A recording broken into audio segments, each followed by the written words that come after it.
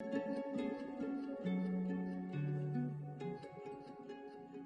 welcome you all to the second day of Chennai Lit Fest.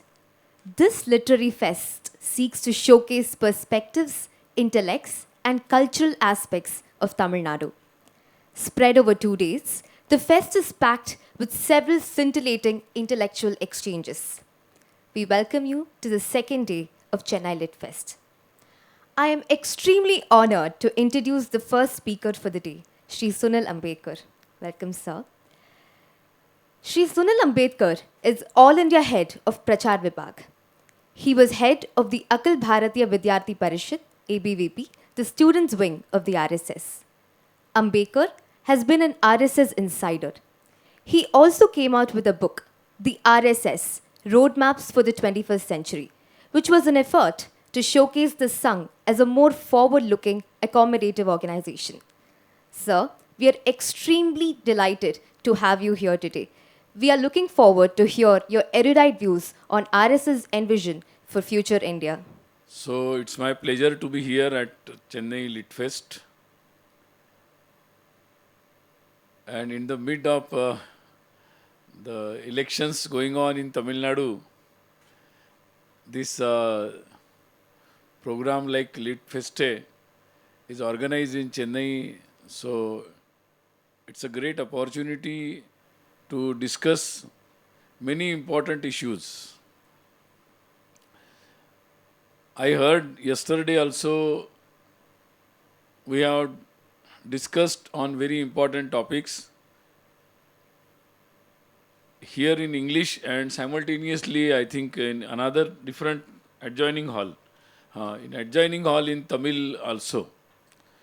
So I extend my best wishes and congratulations to the organizers and hope this tradition of Chennai Lit Fest will continue in future, grow more and more. So I extend my best wishes to all organizers and all their colleagues, supporters, everybody. Sangha, generally commonly called as Sangha, that is Rashtriya Swayamsevak Sangha, RSS, is also now a well-known organization in Tamil Nadu also. Of course, now we are reaching towards the 75th of our independence from the British rule. So on every such occasions, we revisit our history and revisit our freedom movement and revisit our idea about the nation. And when we talk about the nation, definitely we have to talk about our identity, who we are.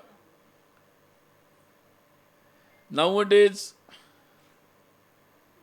it's a very common discussion about our future. When I say our future, it means our country, our nation's future. So, now we are enjoying that our name Bharat is very much coined, very much discussed all over the world. Whatever discussion goes on, either it is on environment, either it is on economy, either it is on nowadays vaccine, or whatever discussion goes on, definitely without our mentioning our country, it cannot be completed. In a way, the whole world is guessing how our Bharat will emerge, how economically we will emerge. And so, everybody is discussing our plus, minus, what we can do, what we cannot do. Everything is under discussion. And in a way, our intelligentsia, those who are following the established thought process from last 70 or 100 years, Some people continue with the same thoughts, but many people now they are coming up who are saying that we must have a relook or revisit to our thought process which we established in last 70 or 100 years. So that churning is going on. And of course, in the mid of this churning, which is very much based on our identity, our culture, and our potentials. And of course, when we relook or revisit, we have to revisit the history also. And when in all this context, when people see the RSS, Rashtriya Swayamsevak Sangha, they, some people understand it, some people misunderstanding, and some people doesn't understand it. Some people doesn't want to understand it. There are different shades for it. And when we are sitting in Tamil Nadu, we have to face lot of questions and lot of discussions, lot of dilemmas, and so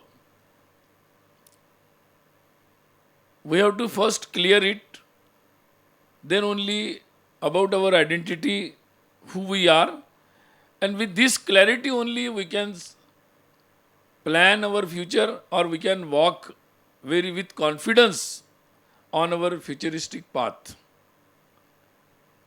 There is a very simple concept. Generally, when we see about our history, it has developed very organically. Our society or our civilization has a very organic path of development with our own experiences and realization about the truth. With that, we have continuously developed or emerged about the outlook of world outlook, and now on that basis we have developed our civilization and our culture. So basically, what Sangha propagates, or what Sangha thought generally people say, or Sangha way of thinking, it is not different from all this our continuous Hindu thought. It is the one and the same thing. So generally, what we say as a Hindu thought, that what people see, that everything is different, and then how we can coexist. So everybody has the rights to be different, and then it gives birth to the conflicts. But what is our thought? In this land, a thought came that let us go and see the order. Whatever we see, let us try to understand the order. And by understanding the order, we can find out the ways to coexist. And we can find out the commonalities, and we can redefine or define the relationship. And so whole our culture, civilization is based on this realization of our relationship. And by realizing the relationship, the inner connectivity, inner oneness, we move forward with such a philosophy, with such way of thinking, that we got connected. And continuously, by day, we realize, yes, what we see as a different, there also we have some connection. We find some connection. So we have an inherent way of thinking, or to see the connectivity, to find out the relationship, to find out the oneness. And that way of thinking, that is our common thing. That is actually the main thread of our culture. And it's a unifying factor. So generally people doesn't understand why people from different languages, why people from different habits or whatever people say different geographical conditions, whatever it may be. But still we have a feeling of oneness and it is very strong. It has a strong bonding of centuries and centuries. And so it cannot be rooted out. Generally, people say why we are again from so many attacks after so many contradictions, still we are one. Because our that inherent capacity, inherent way of looking, our philosophy, that provides the nourishment to our unity and integrity. And what Sangha see it, the same thing. So whatever, again re-establishing the thinking, same realizations, and then the by this understanding we can understand the nature of our nation. See, in Tamil Nadu, there are a lot of what we commonly say as a Dravidian movements. Generally, the fundamental philosophy was find out what is different.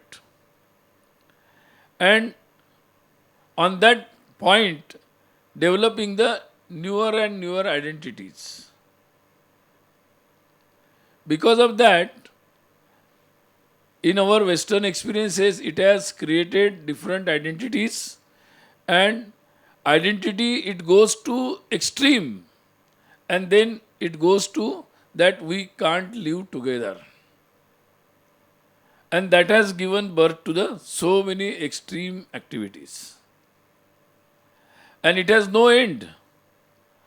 World over we can see this identity crisis, and because of that conflicts and then violent conflicts, and it has it has a inherent capacity to disturb the peace and prosperity of the world or the humanity.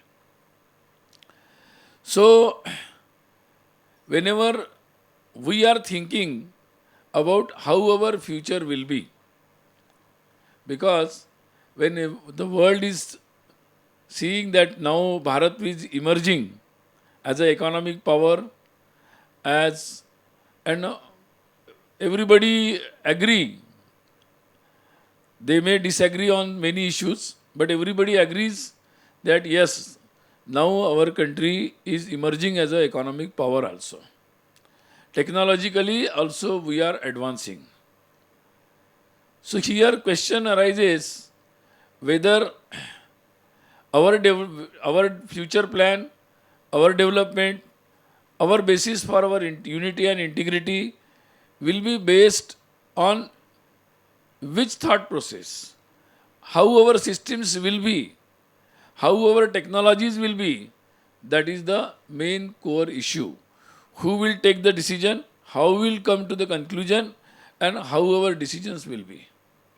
That is the basic fundamental issue, and which will decide our roadmap. Here comes, everybody agrees that we must go ahead, we must march ahead, and everybody is talking about the development. So, as per understanding or whatever the experiences everybody have, they are talking accordingly.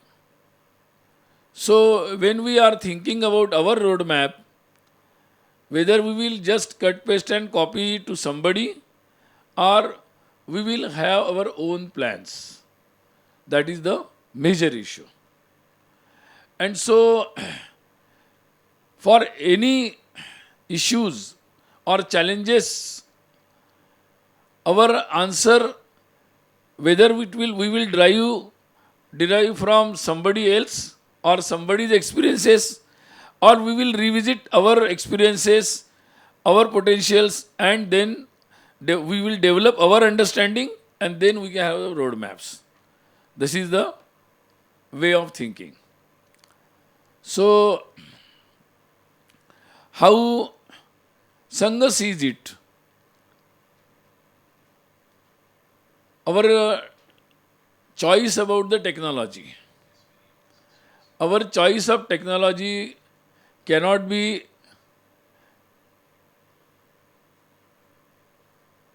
given, it cannot be done by the technology itself, or by the robot itself, or by somebody else. So, choice of technology will be done or can be done in a better way by our concept of life. Because concept of life, then on basis of that we can decide how we want to live, how our society should be. And it cannot be decided by the robot. It will be decided by the human beings. So, if we want to go further and take the choice of technology, because there are a lot of such technologies are emerging where human intervention of choice is very important. So first thing is, we want the basic understanding about our concept and our concept about the life, and of course on that basis how our future life will be, that we have to decide. Another question is how our society should be. Definitely we have some issues about the caste, some deprivations, some exploitations, so many,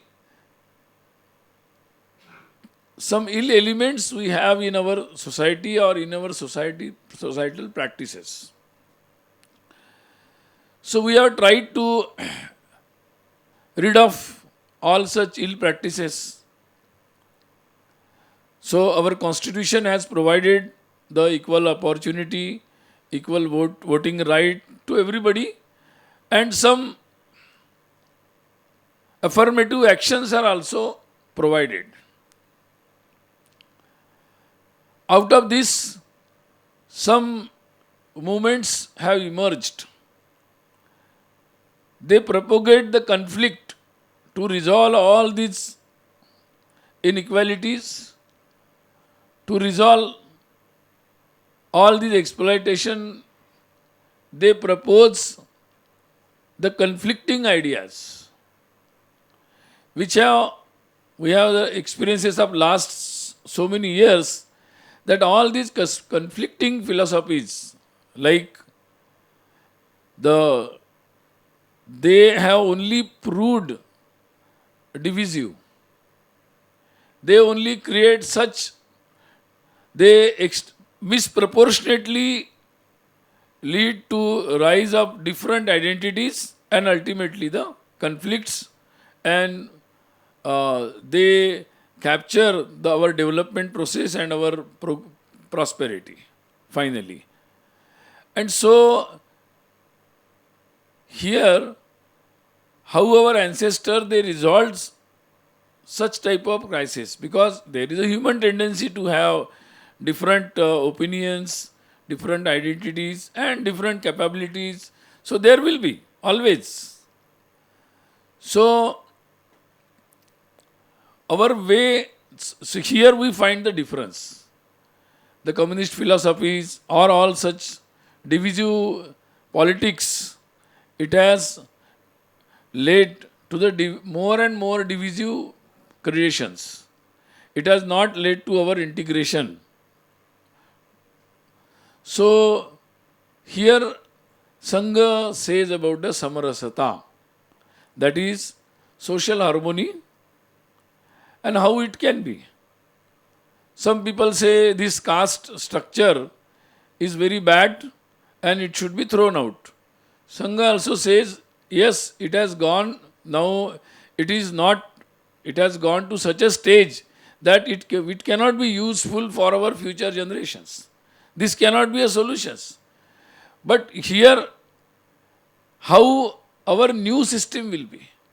Only by withering away the present system, in vacuum we cannot survive. We have to find out the way, and who will decide our way? Here Sangha comes. Sangha says, let's come together. All the leaders from different caste, communities, whatever it may be, they should sit together, they should come together, and they should have a dialogue, because it is our society. Like in our family, we sit together, we have a discussion. And so what we need, a conducive atmosphere to have discussion about the problems and to plan the future societal structure, how it will be. So new structure should be based on the equality, new structure should be based on the social harmony, and it should give the equal opportunity, and it should be free of all such our ill practices. So how it can be? So nobody from somewhere will come and have some new formula. We as a society has to discuss more and more, and then we have to reach to the some conclusion that whatever future structural societal structures will be. So here Sangha comes. Sangha when reaches to the everybody, whatever the caste or whatever you economical status, Sangha reaches to everybody and appeal to everybody that yes, it's our society, it's our country, we have one way of thinking, we have one culture, let us come together and let us discuss how it can be in future. So then and then only we can find out the ways. Otherwise, if we just cut copy from somebody, it cannot be.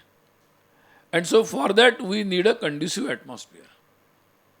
And when some people, some leaders or some groups or some ideologies, they only go on what's the problem, and only conflicts, then it is never going to give a solution. And why? And then Sangha comes. Why Sangha is needed? Why RSS is needed? Because its Swayamsevaks, they are trying to create a conducive atmosphere in the society. And irrespective of what caste you are, people are reached out. The leaders from local community, they are coming together, and this process is going on in everywhere, in every district. It may be at certain level, in some it is at more higher level going on, but it is a continuous process going on, and definitely with this process only we can emerge with the solutions, our new structures, new arrangements in the society, and by which we can have a society, a beautiful society with beautiful, very cordial relations, understanding, sharing and caring, that type of society which how we are. Because as a Hindu tradition, we were such a society of the tradition of caring and sharing with a respect for everybody. So we have to regain all those our good values. And to regain all those good values, by virtue of all these good values, we were accepted as a Vishwaguru. People were taking directives from our way of life. So there is no choice, we have to reestablish it. So it's my pleasure to be here at Chennai Lit Fest. And in the mid of the elections going on in Tamil Nadu, this program like Lit Feste is organized in Chennai. So it's a great opportunity to discuss many important issues. I heard yesterday also we have discussed on very important topics. here in English and simultaneously, I think, in another different adjoining hall. In adjoining hall in Tamil also. So I extend my best wishes and congratulations to the organizers and hope this tradition of Chennai Lit Fest will continue in future, grow more and more. So I extend my best wishes to all organizers and all their colleagues, supporters, everybody. Sangha, generally commonly called as Sangha, that is Rashtriya Swayamsevak Sangha, RSS, is also now a well-known organization in Tamil Nadu also. Of course, now we are reaching towards the 75th of our independence from the British rule. So on every such occasions, we revisit our history and revisit our freedom movement and revisit our idea about the nation. And when we talk about the nation, definitely we have to talk about our identity, who we are. Nowadays, it's a very common discussion about our future. When I say our future, it means our country, our nation's future. So now we are enjoying that our name Bharat is very much coined, very much discussed all over the world. Whatever discussion goes on, either it is on environment, either it is on economy, either it is on nowadays vaccine, or whatever discussion goes on, definitely without our mentioning our country, it cannot be completed. In a way, the whole world is guessing how our Bharat will emerge, how economically we will emerge.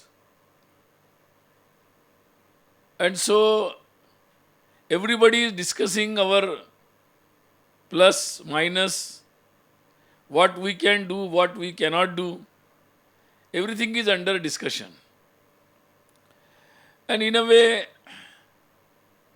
our intelligentsia, those who are following the established thought process from last 70 or 100 years, some people continue with the same thoughts. But many people now, they are coming up who are saying that we must have a relook or revisit to our thought process which we established in last 70 or 100 years. So that churning is going on. And of course, in the middle of this churning, which is very much based on our identity, our culture, and our potentials. And of course, when we relook or revisit, we have to revisit the history also. And when in all these context, when people see the RSS, Rashtriya Swayamsevak Sangha, some people understand it, some people misunderstanding, and some people doesn't understand it. Some people doesn't want to understand it. There are different shades for it. And when we are sitting in Tamil Nadu, we have to face lot of questions and lot of discussions, lot of dilemmas, and so we have to first clear it, then only about our identity, who we are, and with this clarity only we can plan our future, or we can walk very with confidence on our futuristic path. There is a very simple concept. Generally,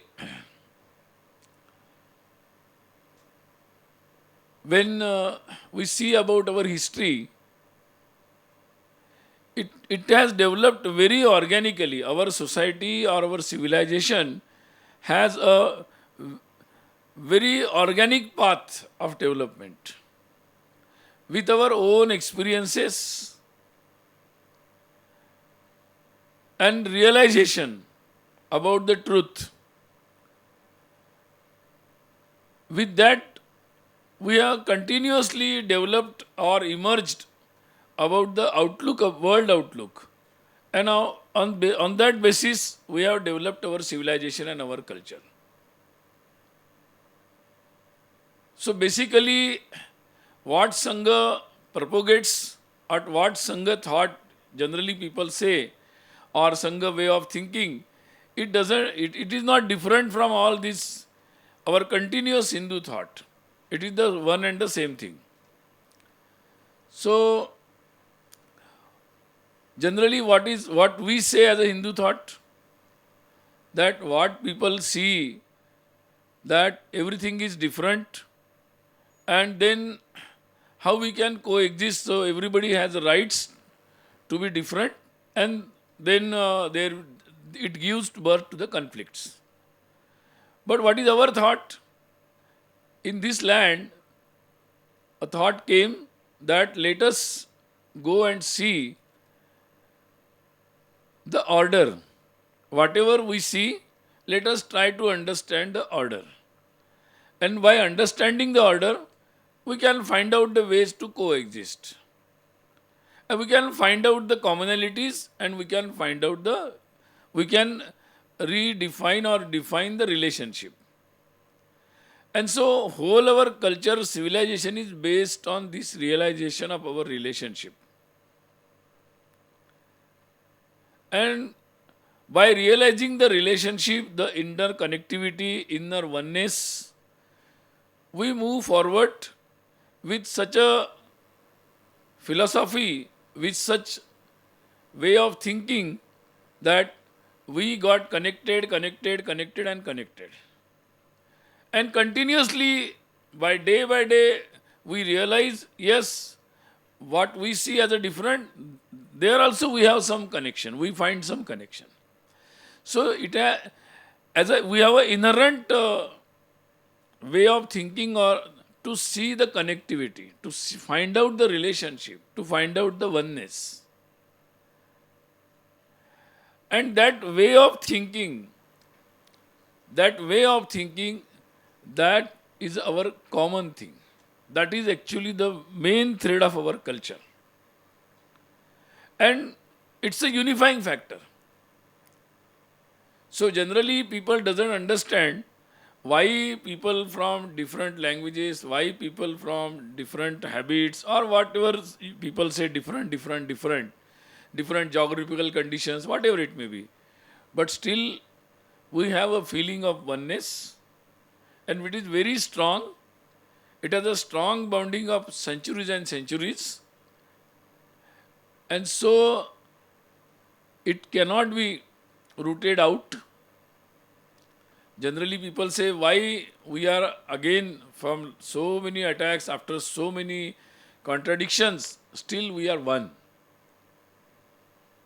Because our that inherent capacity, inherent way of looking, our philosophy, that provides the nourishment to our unity and integrity. And what Sangha see it, the same thing. So whatever, again re-establishing the thinking, same realizations, and then by this understanding we can understand the nature of our nation. See, in Tamil Nadu, there are a lot of what we commonly say as a Dravidian movements. Generally, the fundamental philosophy was find out what is different and on that point developing the newer and newer identities. Because of that, in our Western experiences, it has created different identities, and identity it goes to extreme, and then it goes to that we can't live together. And that has given birth to the so many extreme activities. And it has no end. World over we can see this identity crisis, and because of that conflicts, and then violent conflicts, and it has it has a inherent capacity to disturb the peace and prosperity of the world or the humanity. So whenever we are thinking about how our future will be, because when the world is seeing that now Bharat is emerging as an economic power, as and everybody agree. They may disagree on many issues, but everybody agrees that yes, now our country is emerging as an economic power also. Technologically also we are advancing. So here question arises whether our future plan, our development, our basis for our unity and integrity will be based on which thought process, how our systems will be, how our technologies will be. That is the main core issue. Who will take the decision, how will come to the conclusion, and how our decisions will be. That is the basic fundamental issue, and which will decide our roadmap. Here comes, everybody agrees that we must go ahead, we must march ahead, and everybody is talking about the development. So, as per understanding or whatever the experiences everybody have, they are talking accordingly. So, when we are thinking about our roadmap, whether we will just cut, paste and copy to somebody, or we will have our own plans. That is the major issue. And so, for any issues or challenges, our answer, whether we will derive from somebody else or somebody's experiences, or we will revisit our experiences, our potentials, and then we will develop our understanding, and then we can have roadmaps. This is the way of thinking. So, how Sangha sees it, our choice about the technology. Our choice of technology cannot be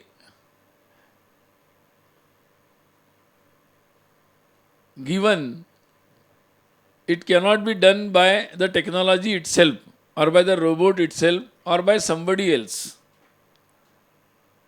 So, choice of technology will be done or can be done in a better way by our concept of life.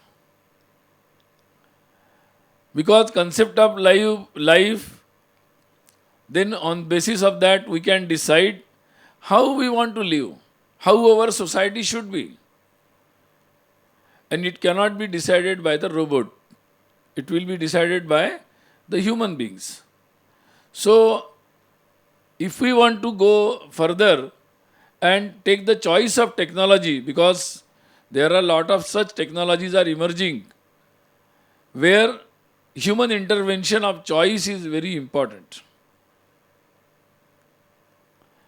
So, first thing is, we want the basic understanding about our concept and our concept about the life, and of course, on that basis, how our future life will be.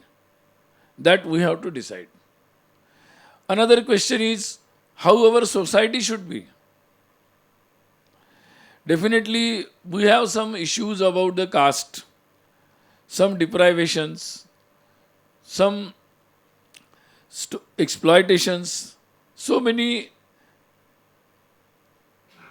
some ill elements we have in our society or in our societal practices. So we have tried to rid of all such ill practices. So our constitution has provided the equal opportunity, equal voting right to everybody, and some affirmative actions are also provided. Out of this, some movements have emerged. They propagate the conflict to resolve all these inequalities, to resolve all these exploitation. They propose the conflicting ideas, which have we have the experiences of last so many years, that all these conflicting philosophies, like they have only proved divisive. They only create such, they misproportionately lead to rise of different identities and ultimately the conflicts, and they capture our development process and our prosperity finally. And so here, how our ancestors they resolved such type of crisis, because there is a human tendency to have different opinions, different identities, and different capabilities. So there will be always. So our way, so here we find the difference. The communist philosophies or all such divisive politics, it has led to the more and more divisive creations. It has not led to our integration. So here Sangha says about the samarasata, that is social harmony, and how it can be. Some people say this caste structure is very bad and it should be thrown out. Sangha also says, yes, it has gone, now it is not, it has gone to such a stage that it cannot be useful for our future generations. This cannot be a solution. But here, how our new system will be? Only by withering away the present system, in vacuum we cannot survive. We have to find out the way, and who will decide our way? Here Sangha comes. Sangha says, let's come together. All the leaders from different caste, communities, whatever it may be, they should sit together, they should come together, and they should have a dialogue, because it is our society. Like in our family, we sit together, we have a discussion. And so what? We need a conducive atmosphere to have discussion about the problems and to plan the future societal structure. How it will be. So new structure should be based on the equality, new structure should be based on the social harmony, and it should give the equal opportunity, and it should be free of all such our ill practices. So how it can be? So nobody from somewhere will come and have some new formula. We as a society has to discuss more and more, and then we have to reach to some conclusion that whatever future structural societal structures will be. So here Sangha comes. Sangha when reaches to the everybody, whatever the caste or whatever you economical status, Sangha reaches to everybody and appeal to everybody that yes, it's our society, it's our country, we have one way of thinking, we have one culture. Let us come together and let us discuss how it can be in future. So then and then only we can find out the ways. Otherwise, if we just cut copy from somebody, it cannot be. And so for that we need a conducive atmosphere. And when some people, some leaders or some groups or some ideologies, they only go on what's the problem, what's the problem, what's the problem, and only conflicts, then it is never going to give a solution. And why? And then Sangha comes. Why Sangha is needed? Why RSS is needed? Because its Swayamsevaks, they are trying to create a conducive atmosphere in the society. And irrespective of what caste you are, people are reached out. The leaders from local community, they are coming together, and this process is going on in everywhere, in every district. It may be at certain level, in some it is at more higher level going on, but it is a continuous process going on, and definitely with this process only we can emerge with the solutions, our new structures, new arrangements in the society, and by which we can have a society, a beautiful society with beautiful, very cordial relations, understanding, sharing and caring, that type of society which how we are. Because as a Hindu tradition, we were such a society of the tradition of caring and sharing with a respect for everybody. So we have to regain all those our good values. And to regain all those good values, by virtue of all these good values, we were accepted as a Vishwaguru. We were people were taking directives from our way of life.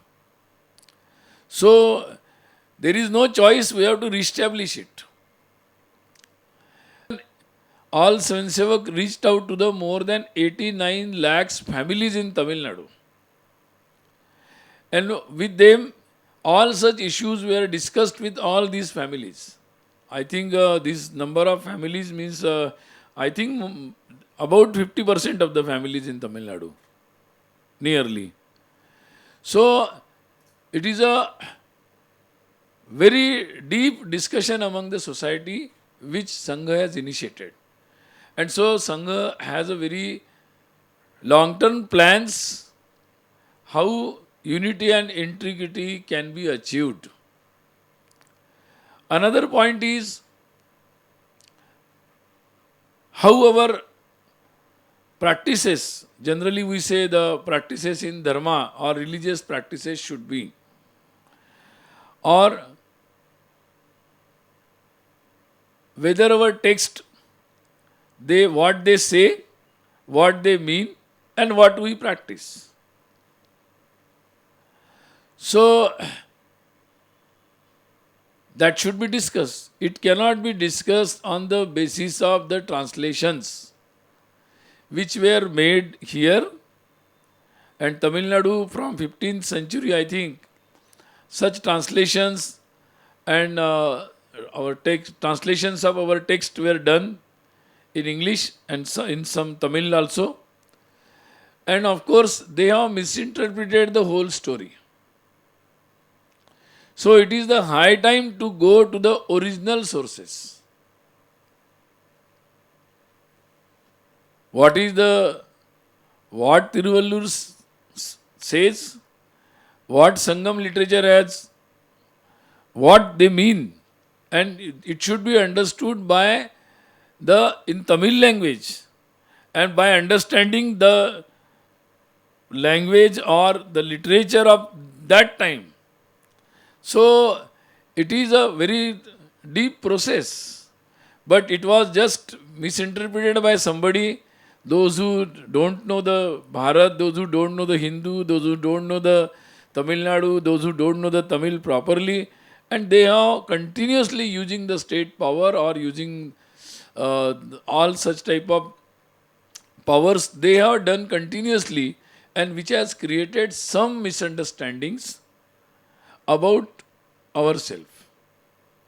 So it is a very primary duty of everyone, and that Sangha is doing. Sangha is also reaching out to the everybody, those who know the Tamil, those who know the original literature, those who have studied it independently, those who know the Sanskrit, those who know the Sanskrit literature, and they are finding it the original Shastras, original disciplines, original guidelines given by all our respective, all our Puja, Santas, Mahanta, Shirs, all everybody. So actually that original message is needed. Bharat, Tamil Nadu, everybody is in need of the original, real messages. Because there were some efforts were made, deliberate efforts were made, and unfortunately were continued.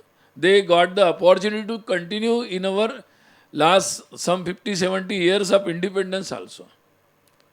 And the politics has also emerged in such a way that all these our fault lines were exploited in a very bad way. That has created many fault lines, that has created a different story. So it's a time to revisit to the original text and original things. So what's Sangha creates a platforms, Sangha creates the opportunity, and definitely Sangha doesn't want to take the lead on this because people of Tamil Nadu want to take the lead. So what Sangha does? Sangha supports them. So now so many people from everywhere they are coming forward. They are studying the text originally and they are coming with the correct perspective of all our text and understanding about our society. So all these understandings will lead to the such a society which will be a very harmonious society, and that social harmony will be established. One more plan is how our economic should go. Now, Tamil Nadu has, I think, every district in Tamil Nadu, they have some, now what we say in our modern economics, the SEZ, special economic zones, which will have some, but actually in Tamil Nadu, we can see in every district, we have a traditional SEZ. That somebody will have some metal practices, somebody have some cotton, or somebody have silk, somebody something. All traditional SEZs are there.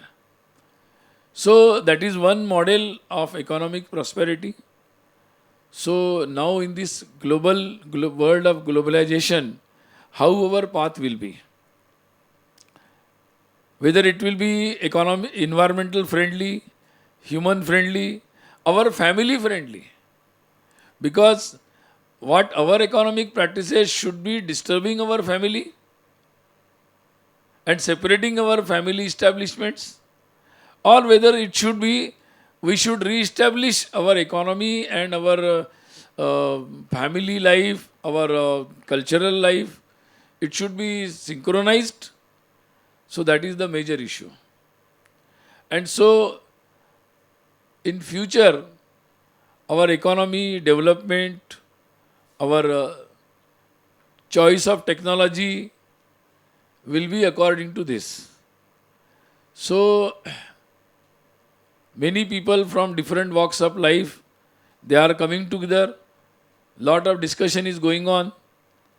And so basically Sangha thinks that economy cannot live in isolation. It is very much integrated with our culture, with our concept of happiness, concept of our prosperity, and concept of life in general. So, all our roadmaps about our development, about our future, should be based on all this, our understanding.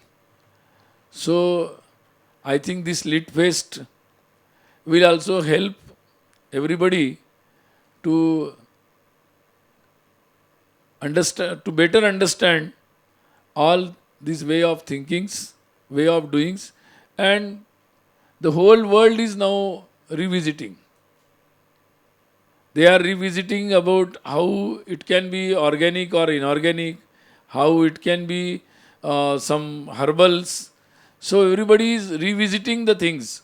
Either it is be mechanical or manual, how it can be, whether art should be by how it should be. So in tourism also it's coming the rural tourism. So things are changing. Everybody is rethinking. The churning is going on. So I think here the while thinking about our future roadmaps, so all our intelligentsia has a responsibility to come with all this churning and to guide the society in general and to influence our politics, to influence our policy making, to influence our governance. So it's a great responsibility for all intelligentsia in this century. So now we are in the 21st century. So it will be a turning point for future 100, 500 years, how our societies will be. So it's a very high time to have more and more deep discussions and let us have some new, very original future plans. That's all. Thank you. Insightful talk, Ji. Now, next we have the question answer session. So you can ask some of your questions to Shri Sunil Ambedkar Ji.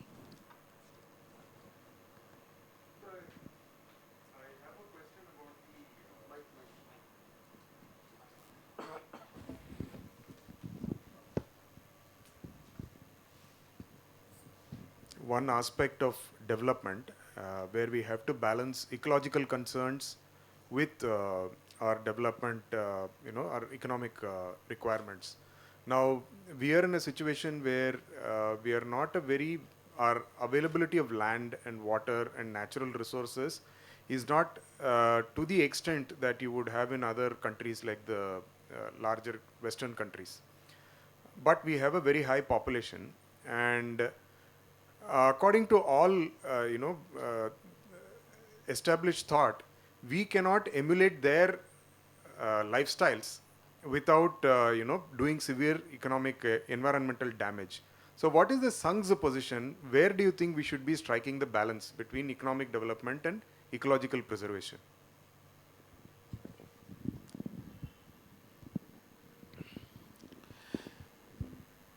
Ultimate decisions will be taken by the experts. Sangha doesn't claim to be an expert, but the basic principle is we can, Sangha can say, or we have a basic thought on our principle what should be. See,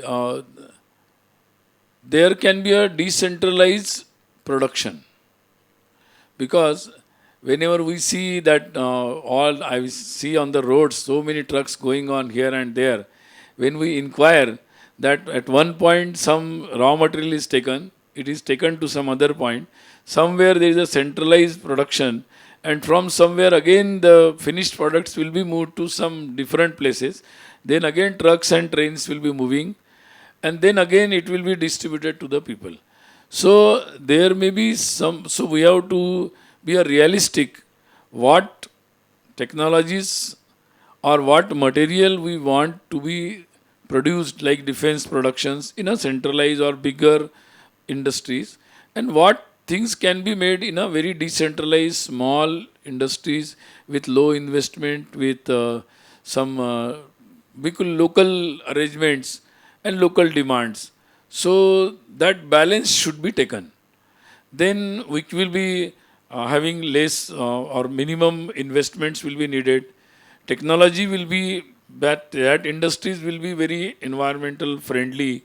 So it will be balance of it. It will need very less space. It can be accommodated in a very small space. And so a lot of transportation will be of course, that pollution can be, of course, and then expenses of diesels and petrols can also be controlled. So, one is decentralized production by masses, and very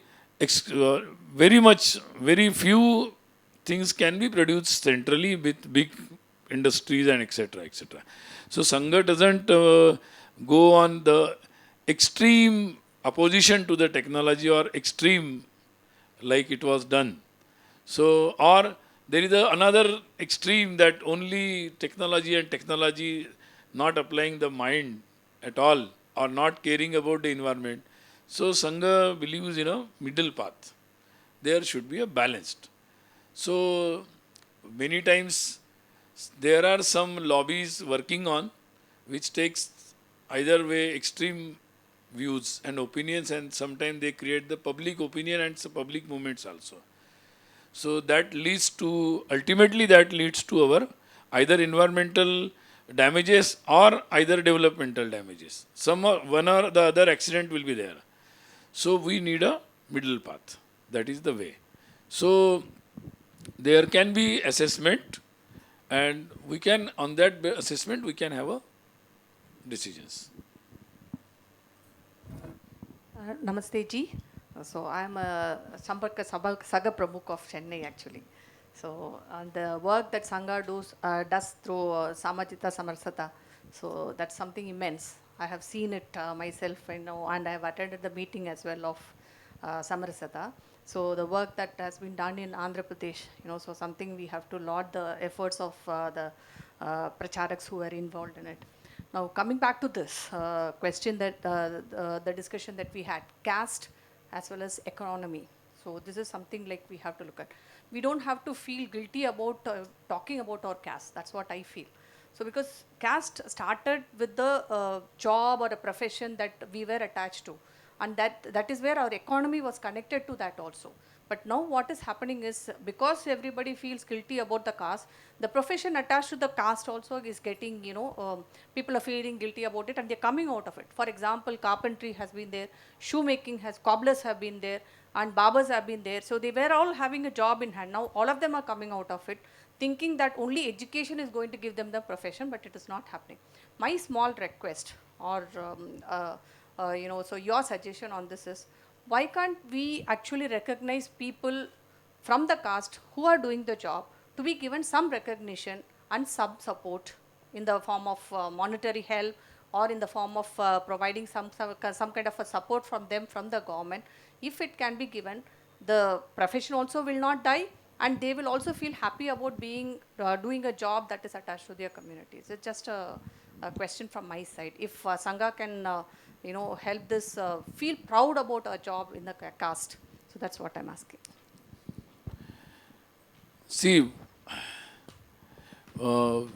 we should be, there should be, every job is dignified.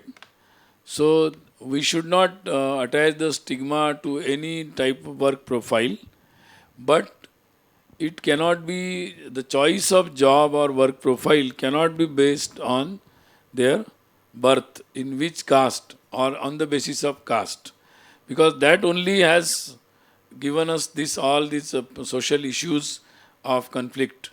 So any profession is dignified, every profession is required, and every profession is, when is dignified, why such person from this caste should only take this, or why person from this caste should not take this should not be. It should not be based on the birth or on the basis of caste.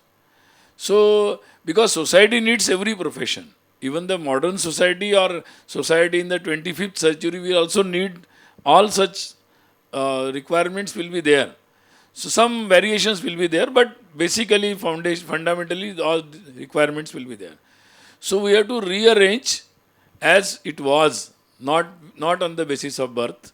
So we have to rearrange it, and not on the basis of birth. So we can have the support. So of course all professions are required. So we can support all professions. Definitely government is also supporting. There are opportunities, but this cannot be continued with the caste and communities. That is another issue, because it has created so many larger issues also. So we will have a arrangement not on the basis of caste or birth.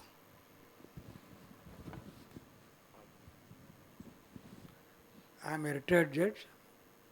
My name is Armugam. I am in BJP. During your discourse, you quoted Valluvar and Sangam literature.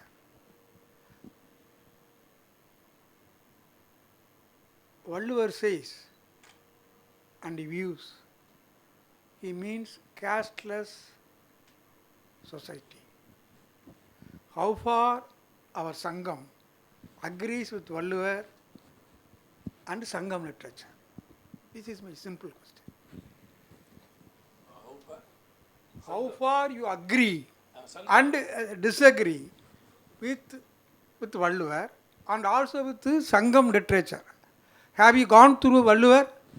Have you gone through Sangam literature? Not Sangam, I am not Ah, expert I- of Sangam literature. Privately, I will discuss with you. Huh. Valluvar views a society which is above caste, religion, etc. etc.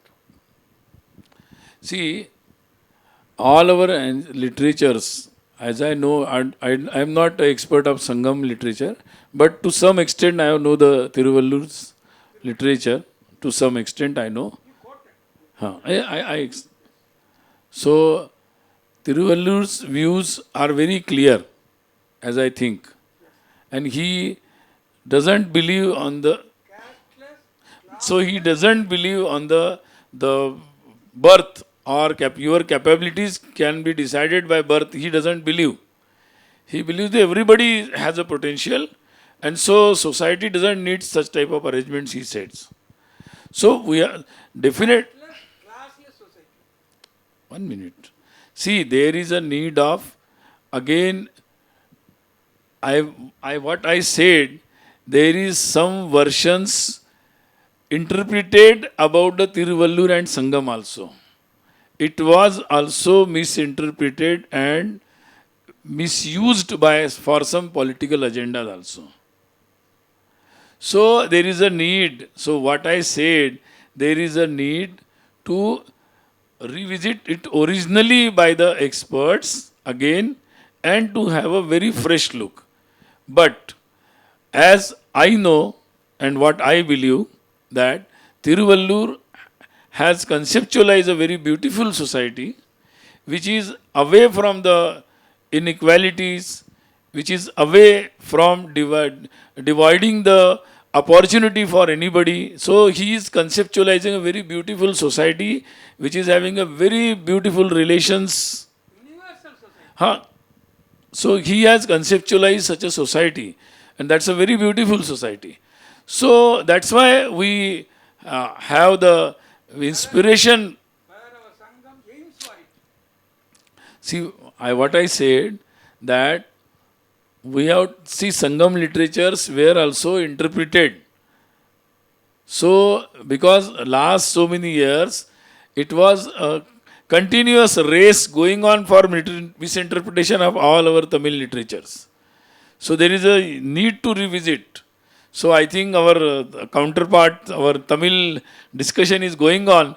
They are Tamil experts, they may put more light on all these things. But what we believe, that nothing should be based on. Ah. That is the message to the whole world. Is it the principle of our Sangam? Namaskar, sir. Thank you for this opportunity for me to have 2 words. My question is, before I put my question, I would like to just add to what sir has just now said. No, not an expert in anything. But I find in recent readings and whatever criticism we try to do on Western observations on Indian society also, is this caste issue is very much in the picture, and any Hindu scripture or ideology is blamed for a caste issue. The way I see it is that caste and classes are practical realities. And every Hindu ideology has advised against taking it seriously, including what he quoted just now on Thiruvalluvar, whether it is Adi Shankara or Ramanuja. Wherever we find the Hindu philosophy has always advised people to go beyond the class divisions and caste divisions. But it is not a practical solution of how to do an administration or conduct anything. So this difference I find when we are looking at literature of long ago, we are forgetting what is ideal and what is in principle and what is practical. Practical, if you see, Tamil Nadu has had its full share of caste divisions. In fact, if you leave the Chaturvarnya aside, we have a large number of divisions starting from the earliest literature. In fact, I have read, I am not an expert, it is not my area of research, but it is a fact that if you look at old literature, there is a discordance between the Chaturvarnya and the 10 different castes. So it is a very complicated issue. It is not so simple that you can blame Chaturvarnya or anything for caste divisions in society. So people need to, like you say, revisit the earlier literature, inform themselves of the facts. Most of our discussions are based on just loose ideas or opinions. So that apart, I'm sorry to go into that. Sir, my question, what I wanted to ask you when you were talking about ecology and local economy, I feel the Tamil Nadu geography has a very rich rainfall. But being close to the Bay of Bengal, what I find living here for 9-10 years, we have heavy storms and hurricanes and erratic rain, but heavy rain. But we are not able to capture that water. I read an documentary, I saw a documentary that said the old temple tanks were all built to capture this water. So perhaps RSS can focus on this as an ecological issue, not a religious issue, and revive our tanks. So that is what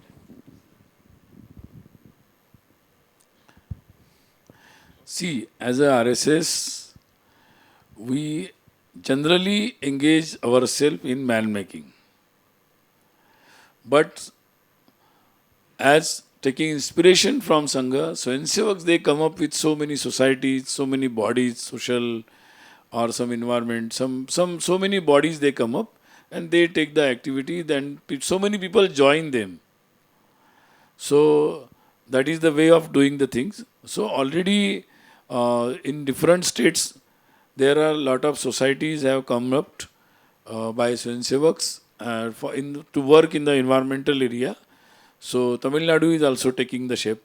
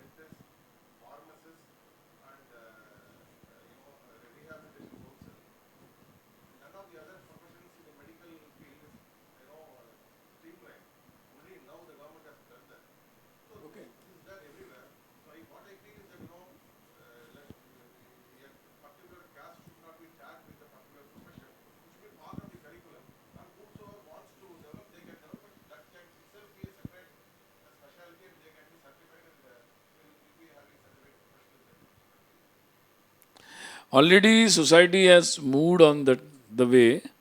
People from different castes, they are opting different. So in our old professions, only some caste will have the profession of washing the clothes. But now urban laundries are run by people from different caste and communities. So like only the barber or hair cutting was taken by some caste people. But now in cities we can find the people from different caste communities. They are opting the modern saloons and what like all these things are moving on. Only the society has moving. It has moving started moving on the same way. Already things are in progress.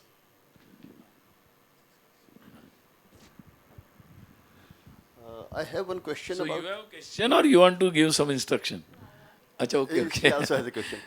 I have one small question about uh, influence of international powers, which are destructive in the nature, like destruction in the sense of conversion.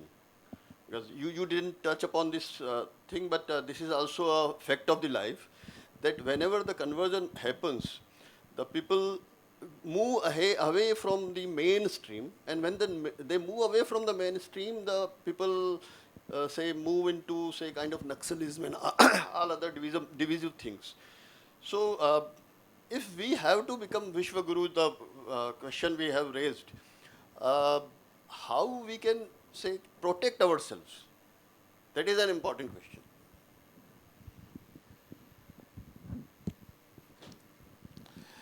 See, if people practice this thought process, this culture, this civilization in a very strong way or in a very beautiful way or in a such a way that everybody feels happy and inspired by this. So more and more we make our life based on all these values of beautiful life, prosperous life, strong life. So I think everybody will be attracted to it. First thing. Another thing is the connectivity is very important because we have economical different people from different strata, economically deprived people, socially deprived people. So whatever the way people are deprived, so society, the better way to protect itself is to connect with everybody. So I think that connectivity is somewhere loosened or missing, and that creates all these things. Connectivity means connectivity to temple, connectivity to our festivals, connectivity like our Kumbha. Now it's going. It connects to so many people. So the same way the local festivals will be there. So we have to see that everybody, everyone from this society, every family is involved, every family is related. So that is the responsibility. So what again I will say what Sangha is doing. Sangha is communicating to all local community leaders, all temple leaders, or some social activities, some seva karya. All this is for to relate and reconnect with the whole society. Because of this, so many people from the society from different walks of life, they are coming forward. They are saying that we can do it. And so everybody is taking care of their own local areas. So that will be a way how we can reconnect. And the word protect, I doesn't agree with it because we are a very strong and very uh, prosperous society. So, but we have to rebuild ourselves, strengthen ourselves, so that naturally it will be taken care of. That's the way. And misunderstanding about our dharma, our practices, that is also going on.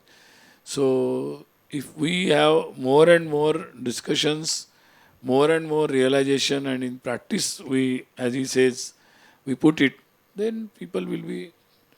So, when people are disconnected, then there is a possibility. When people are connected, there is a very minimum or no possibility.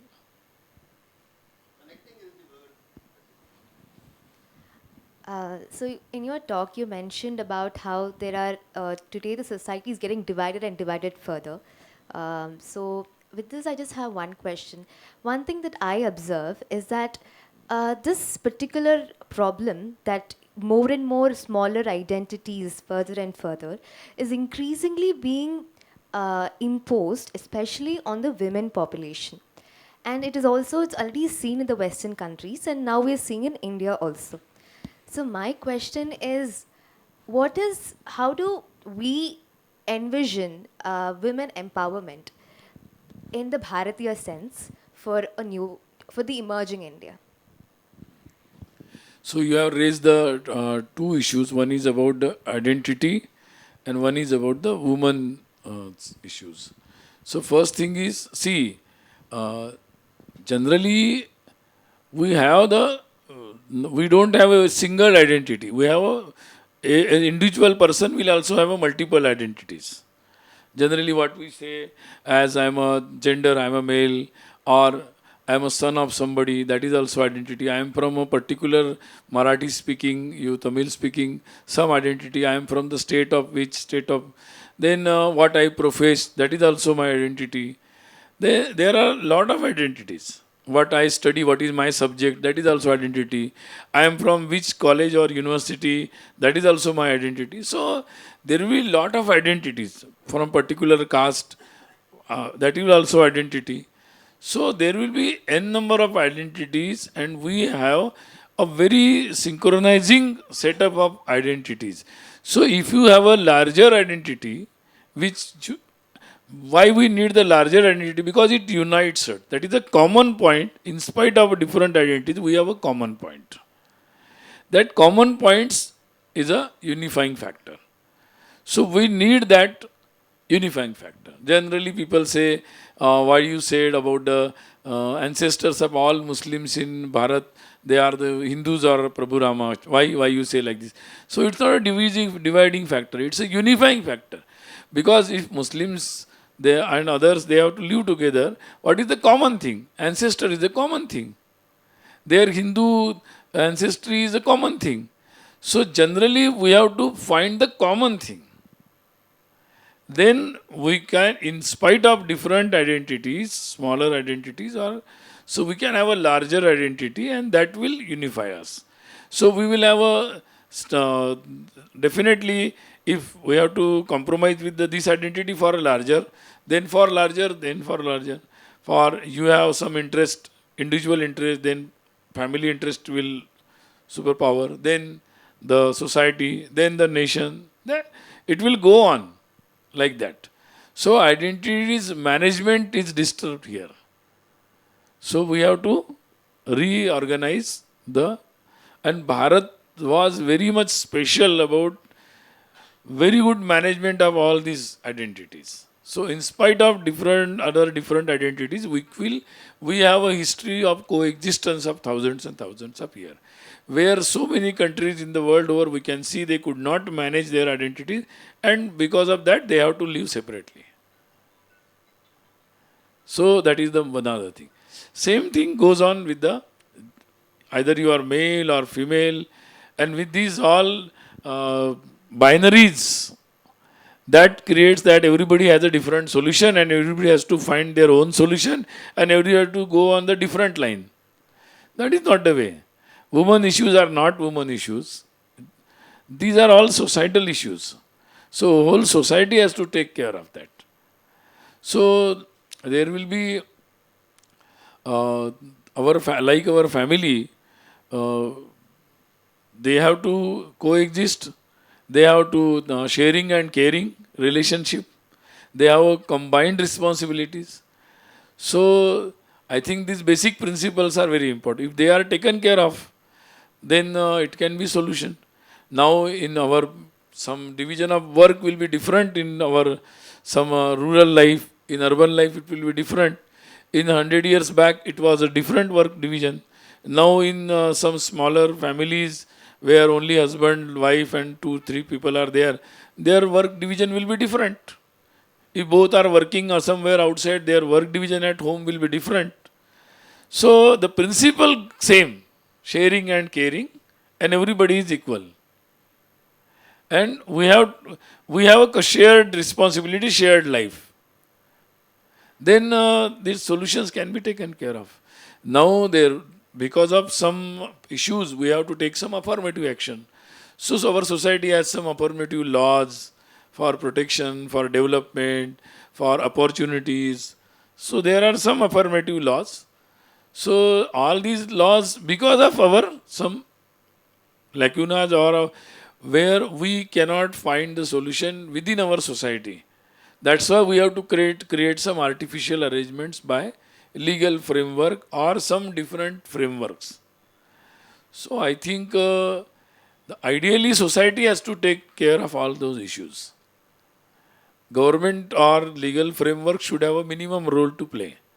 But till the point we reach to there, we have to take help of all these arrangements, and in coming future we may have to come up with some newer arrangements also or more arrangements also. But I think now in education, girls are provided with proper arrangements, scholarships, admission, hostels, so many arrangements. And now I think our families are also almost families, they are also taking care of our, that they should get the equal opportunity for education and whatever the careers nowadays we say. So that I think our society is emerging like in the same way. So Western society has experienced that as a because of individual thinking, they took the women's issue as a separate issue, and they by their old binaries that it's a woman issue, so woman should fight, then feminism, then what woman they said, but they have dumped the woman in Western society in a different situation. They are very much alone, and they have to take care of their children. Single, no father families are there, and so many lot of issues have come up there. So there are issues. Our society also has issues, but we can't just follow their way for the solutions, I think.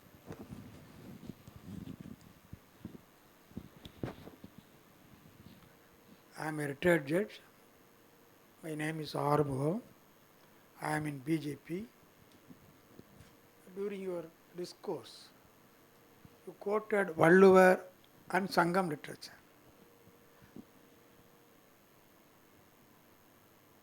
Valluvar says, and he views, he means casteless society. How far our Sangam agrees with Valluvar and Sangam literature? This is my simple question. How far you agree and disagree with Valluvar and also with Sangam literature? Have you gone through Valluvar? Have you gone through Sangam literature? Not Sangam, I am not expert of Sangam literature. Privately, I will discuss with you. Huh. Valluvar views a society which is above caste, religion, etc. etc. See, all our literatures, as I know, I am not an expert of Sangam literature, but to some extent I know the Tiruvallur's literature. To some extent I know. So Tiruvallur's views are very clear, as I think, and he doesn't believe on the. So he doesn't believe on the birth or your capabilities can be decided by birth. He doesn't believe. He believes that everybody has a potential, and so society doesn't need such type of arrangements, he says. So we are definite. 1 minute. See, there is a need of, again, what I said, there is some versions interpreted about the Tiruvallur and Sangam also. It was also misinterpreted and misused for some political agendas also. So there is a need. So what I said, there is a need to revisit it originally by the experts again and to have a very fresh look. But as I know and what I believe that Tiruvallur has conceptualized a very beautiful society which is away from the inequalities, which is away from dividing the opportunity for anybody. So he is conceptualizing a very beautiful society which is having a very beautiful relations. Huh? So he has conceptualized such a society, and that's a very beautiful society. So that's why we have the inspiration. Where our Sangam aims for it. See, what I said that we have see Sangam literatures were also interpreted. So because last so many years, it was a continuous race going on for misinterpretation of all our Tamil literatures. So there is a need to revisit. So I think our counterpart, our Tamil discussion is going on. They are Tamil experts. They may put more light on all these things. But what we believe that nothing should be based on.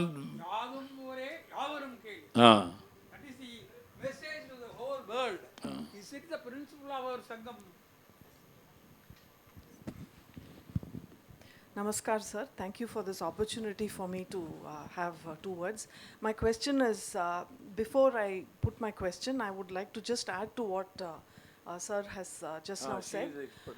No, not an expert in anything. But I find in recent readings and whatever criticism we try to do on Western observations on Indian society also, is this caste issue is very much in the picture, and any Hindu scripture or ideology is blamed for a caste issue. The way I see it is that caste and classes are practical realities. And every Hindu ideology has advised against taking it seriously, including what he quoted just now on Thiruvalluvar, whether it is Adi Shankara or Ramanuja. Wherever we find the Hindu philosophy has always advised people to go beyond the class divisions and caste divisions. But it is not a practical solution of how to do an administration or conduct anything. So this difference I find when we are looking at literature of long ago, we are forgetting what is ideal and what is in principle and what is practical.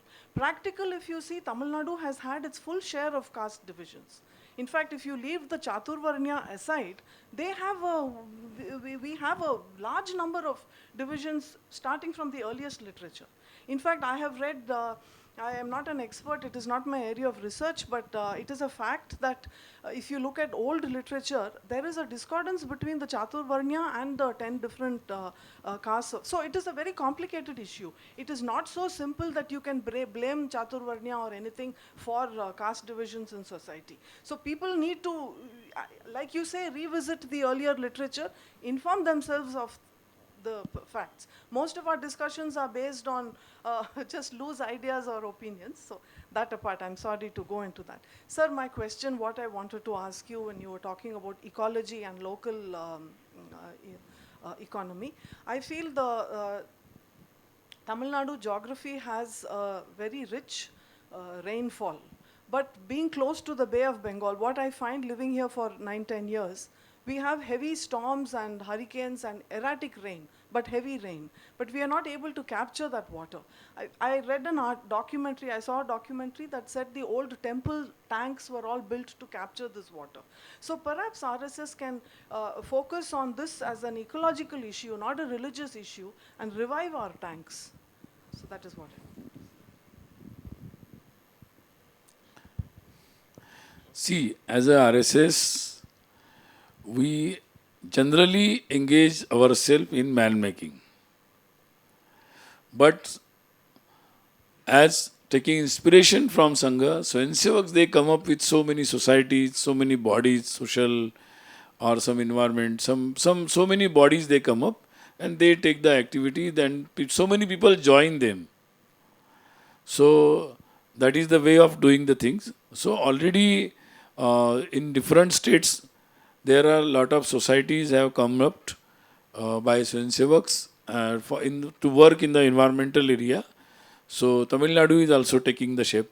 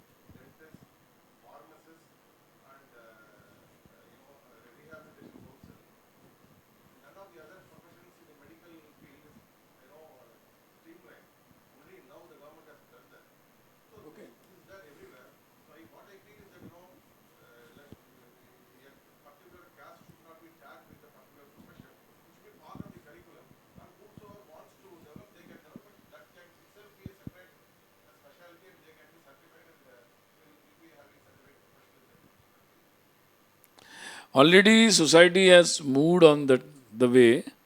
People from different castes, they are opting different. So in our old professions, only some caste will have the profession of washing the clothes. But now urban laundries are run by people from different caste and communities. So like only the barber or hair cutting was taken by some caste people.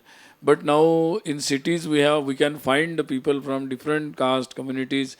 They are opting the modern saloons and what, like all these things are moving on. Only society has moving. It has started moving on the same way. Already things are in progress.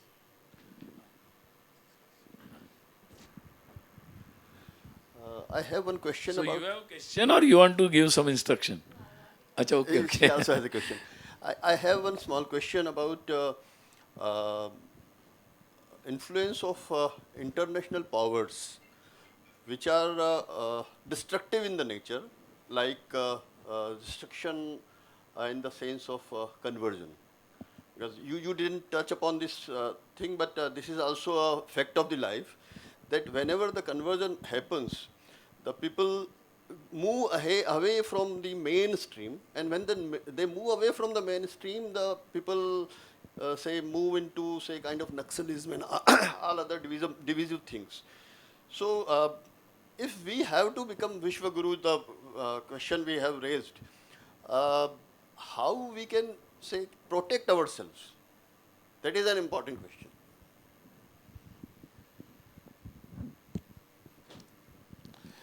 See, if people practice this thought process, this culture, this civilization in a very strong way, or in a very beautiful way, or in a such a way that everybody feels happy and inspired by this. So more and more we make our life based on all these values of beautiful life, prosperous life, strong life. So I think everybody will be attracted to it. First thing. Another thing is the connectivity is very important because we have economical different people from different strata, economically deprived people, socially deprived people. So whatever the way people are deprived, so society, the better way to protect itself is to connect with everybody. So I think that connectivity is somewhere loosened or missing, and that creates all these things. Connectivity means connectivity to temple, connectivity to our festivals, connectivity like our Kumbha. Now it's going. It connects to so many people. So the same way the local festivals will be there. So we have to see that everybody, everyone from this society, every family is involved, every family is related. So that is the responsibility. So what again I will say what Sangha is doing. Sangha is communicating to all local community leaders, all temple leaders, or some social activities, some seva karya. All this is for to relate and reconnect with the whole society. Because of this, so many people from the society from different walks of life, they are coming forward. They are saying that "See, we can do it," and so everybody is taking care of their own local areas.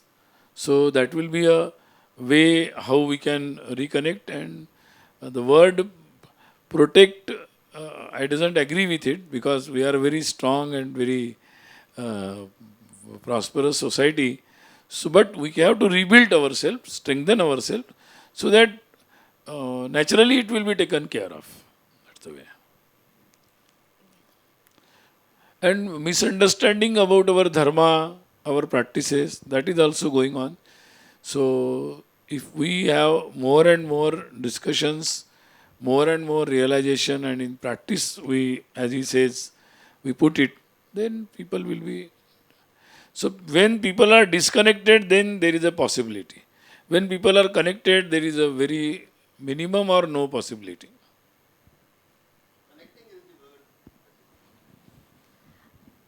So in your talk, you mentioned about how there are today the society is getting divided and divided further. So with this, I just have one question. One thing that I observe is that this particular problem that more and more smaller identities further and further is increasingly being imposed, especially on the women population. And it is also, it's already seen in the Western countries, and now we're seeing in India also. So my question is, how do we envision women empowerment in the Bharatiya sense for the emerging India? So you have raised the two issues. One is about the identity, and one is about the woman issues. So first thing is, see, uh, generally we have we don't have a single identity. We have an individual person will also have a multiple identities. Generally, what we say as I'm a gender, I'm a male, or I'm a son of somebody, that is also identity. I am from a particular Marathi speaking, you Tamil speaking, some identity. I am from the state of which state of. Then what I profess, that is also my identity. There are a lot of identities. What I study, what is my subject, that is also identity. I am from which college or university, that is also my identity. So there will be a lot of identities from particular caste, that is also identity. So there will be n number of identities, and we have a very synchronizing setup of identities. So if you have a larger identity, which why we need the larger identity? Because it unites us. That is the common point. In spite of different identities, we have a common point. That common points is a unifying factor. So we need that unifying factor. Generally, people say, why you said about the ancestors of all Muslims in Bharat, they are the Hindus or Prabhu Rama. Why you say like this? So it's not a dividing factor. It's a unifying factor. Because if Muslims and others, they have to live together, what is the common thing? Ancestor is the common thing. Their Hindu ancestry is a common thing. So generally, we have to find the common thing. Then we can, in spite of different identities, smaller identities, or so we can have a larger identity, and that will unify us. So we will have definitely, if we have to compromise with this identity for a larger, then for larger, then for larger. For you have some interest, individual interest, then family interest will superpower. Then the society, then the nation. It will go on like that. So identities management is disturbed here. So we have to reorganize and Bharat was very much special about very good management of all these identities. So in spite of different identities, we have a history of coexistence of thousands and thousands of years, where so many countries in the world over we can see they could not manage their identities, and because of that they have to live separately. So that is the another thing. Same thing goes on with the either you are male or female, and with these all binaries, that creates that everybody has a different solution and everybody has to find their own solution and everybody has to go on the different line. That is not the way. Women issues are not women issues. These are all societal issues.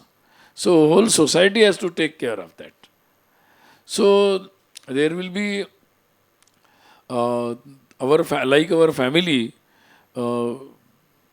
they have to coexist. They have to sharing and caring relationship. They have combined responsibilities. So I think these basic principles are very important. If they are taken care of, then it can be solution. Now in our some division of work will be different in our some rural life. In urban life it will be different. In 100 years back it was a different work division. Now in some smaller families where only husband, wife and 2-3 people are there, their work division will be different. If both are working or somewhere outside, their work division at home will be different. So the principle same, sharing and caring, and everybody is equal. And we have a shared responsibility, shared life. Then these solutions can be taken care of. Now because of some issues, we have to take some affirmative action. So our society has some affirmative laws for protection, for development, for opportunities. So there are some affirmative laws. So all these laws, because of our some lacunas or where we cannot find the solution within our society. That's why we have to create some artificial arrangements by legal framework or some different frameworks. So I think ideally society has to take care of all those issues. Government or legal framework should have a minimum role to play. But till the point we reach to there, we have to take help of all these arrangements, and in coming future we may have to come up with some newer arrangements also or more arrangements also. But I think now in education, girls are provided with proper arrangements, scholarships, admission, hostels, so many arrangements. And now I think our families are also almost families, they are also taking care of our that they should get the equal opportunity for education and whatever the careers nowadays we say. So that I think our society is emerging like in the same way.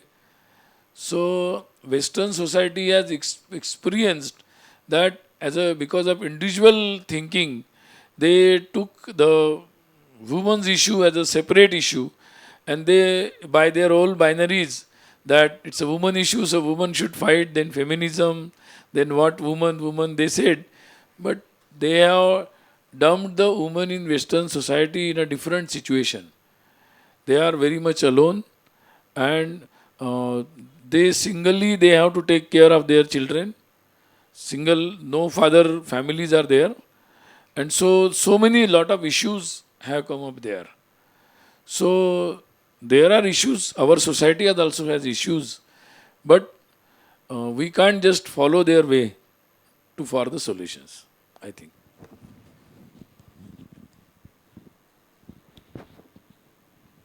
Sir, I'm Saravana Kumar, editor, Vijayabhata Me Magazine. I have two questions. One is, do you think that Tamil Nadu is not in line with the national streamline? And one more thing, in Tamil Nadu, it's a peculiar thing is there, which is Dravida culture, which has been implanted like a chip in everybody's mind. Do the Sangh having any roadmap to clear that? First thing is, what generally some people say, whether it may be represented in the media or some popular platforms very misproportionately, as if they are only the representatives of Tamil Nadu. But that is not true. They may have some platforms, like I have the mic, you don't have. So, like that, they may have some powerful platforms, and so they are posing themselves that they are representative, but that is not the thing. So, I think Tamil Nadu was very much part of every actions in our society. Last few months, I visited Tamil Nadu 2-3 times in last 3-4 months because of having the deeper study about the participation of Tamil Nadu in our independence movement. So I came to know about so many things. When people thought that we have to resist the foreign rule and proclaim our independence, they came with the media which named is Hindu. So I think it's a very identity is very clear who we are. Then there was a declaration which was named as a Jambudvipa Declaration. Why it was named Jambudvip Declaration? So I think things are very clear to people, and common people continued to practice the same. Some politics was captured by such type of people, and so they continued for society to represent for some larger time, some 50-60 years. So that has created definitely some confusions, and they have captured some powerful institutions also. But I think there is no difference. It's the same thing. People believe the same thing. And I find the associates of Savarkar in Tamil Nadu. I have found the associates of Netaji Subhash Chandra Bose in every district. I have found the associate of. So whatever you say, I find everybody in Tamil Nadu. So I think it's very wrong to or even say such thing. One thing. Another is the nomenclature, Dravidian politics. See, Dravid is an old word, but it was now it is interpreted very differently. So what I am also Dravid. I am from Maharashtra. I am also Dravid, because it is below the Vindhya. That is, I am also Dravid. So nobody. It is a identity of some geographical area. So, but it was taken differently. So I don't think there is such identity which is very much different from others. So I think it is taken wrongly. So it will take time, but I think already people have started realizing, and everybody is questioned. All the great leaders of all these so-called Dravidian movement, they are questioned now everywhere about all their stands, whatever they have taken in the long 50-60 years. Everything is questioned now about the religious practices, and I think all practices are going on Tamil Nadu. Everything is going on. So I think already people are throwing it out already. So I think organizers should see the time. So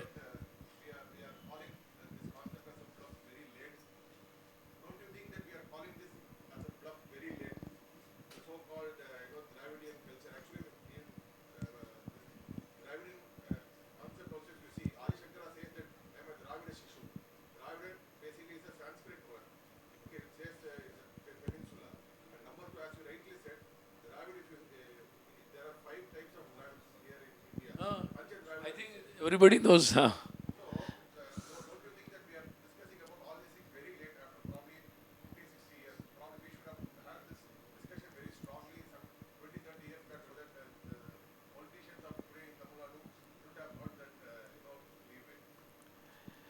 it is a matter of discussion where things went wrong.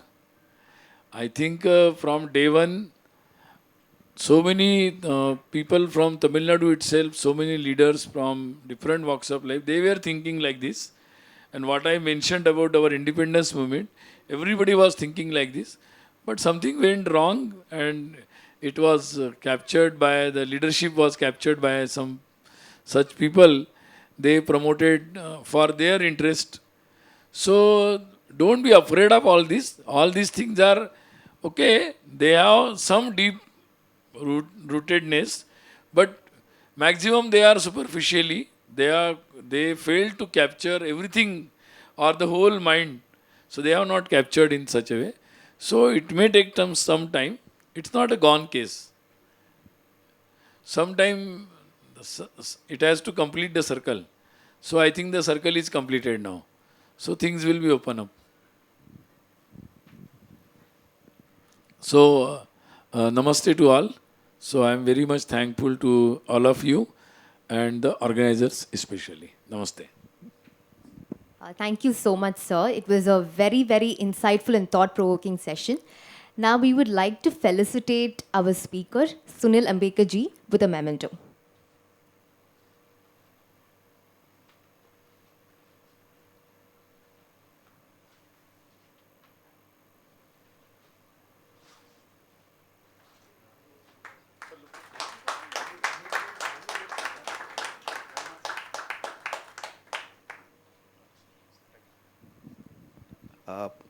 Good afternoon.